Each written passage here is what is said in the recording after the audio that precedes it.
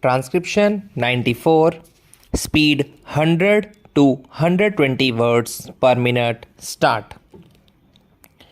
In the course of the discussion, it has been very ably pointed out by a large number of speakers as to how the rubber industry is in the grip of certain foreign elements and Indian monopolists at the top. We know that there are small planters and producers, but the hold of the Dunlop company was also mentioned.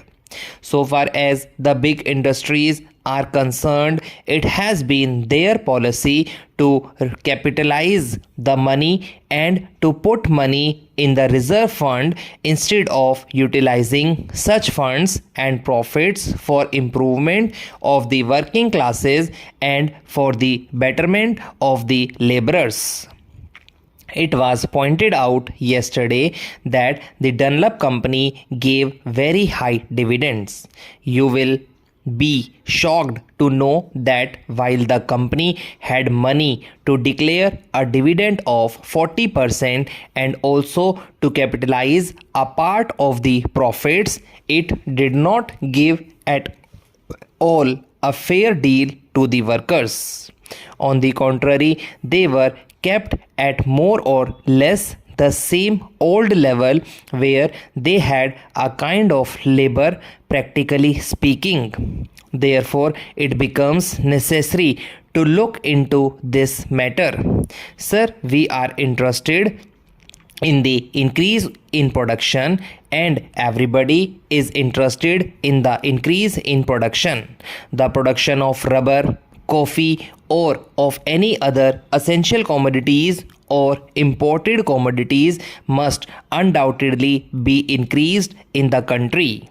But merely by adopting a board or by taking certain powers into the government's hands or investing the board with such powers, you cannot ensure increase in production. There may be slight improvement here and there, but materially you cannot alter the situation until and unless you inspire the real producers by making them see through their own lives experience that increase of production means a constant rise in their standard of living, in their material and cultural well-being. Now that is why I say that it is very essential when the board is really being given certain powers for looking after the interests of the working class to make these powers effective, and to make them effective would be to ask the board to work for the increase of the wages of the rubber workers or the laborers who work in that particular industry. Now that is not there.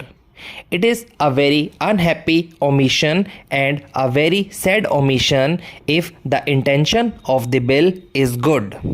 Sir, as you know, we had been told in the recent days very much about socialism, and we are not talking about socialism in its big aspects here at all. This is not our concern here. But if you at all really have such feelings, if you think that socialism is something which one was to swear by, even though the ideas of socialism were first propagated 1 century ago, then give some expression to it. But we know that there will not be socialism at all under you.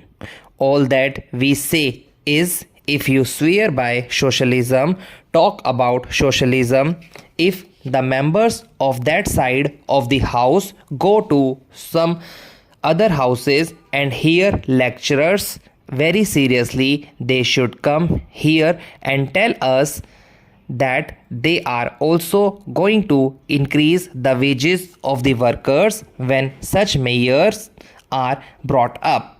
Such occasions are good occasions for them to cultivate this thing, because you have yet to learn the ABC of socialism first, and you cannot write a book or a poem or an article straight away, and we do not expect you to do it either. But if you are really sincere about what you are talking, you should try to learn the ABC, that is to say, begin with giving the workers a fair deal, giving them a living wage, and dealing with the workers. Here in this bill, you should make provisions for them. I do not suggest to the minister that in this bill there should be provision that so much wages shall be given to the rubber plantation worker, or fix a scale and all that sort of thing. All that I have proposed in this amendment is that the board should be given that reorientation of outlook should be given at the direction that the wages have to be increased and that they have to concisely work for it. That is all that I demand in this amendment. Sir, we do not like that our workers should be exploited by the people, and he will not deny, because it has been pointed out from that side of the house also. The huge profits are being amassed. They cannot spend the money. The British, who are earning out of this industry, cannot spend the money. With all their luxury and extravagance, they cannot spend that money here in this country. They send this money abroad. Even then, they retain some money in their hands. They would rather keep them in banks ideal than give this money to the workers for bettering their lot, for improving their conditions, which determines in the final analysis whether the production of the country would go up or not. Now, sir, I read with great interest the select committee's report, especially the portion of the evidence appended to it, and I would ask you also, sir, to reread if you have already read this interesting document. You see here Mr. T.T. Krishnamchari crossing swords with an important representative of the British interests, the British rubber interests in this country. Now, it is all a wordy battle.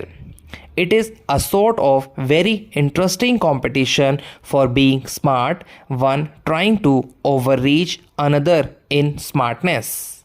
But at the same time, out of these discussions, emerges that the British interests are totally unmindful of the interests of the workers, of the interests of the country as a whole, although the British gentlemen who came here to give evidence spoke of national interests and all that.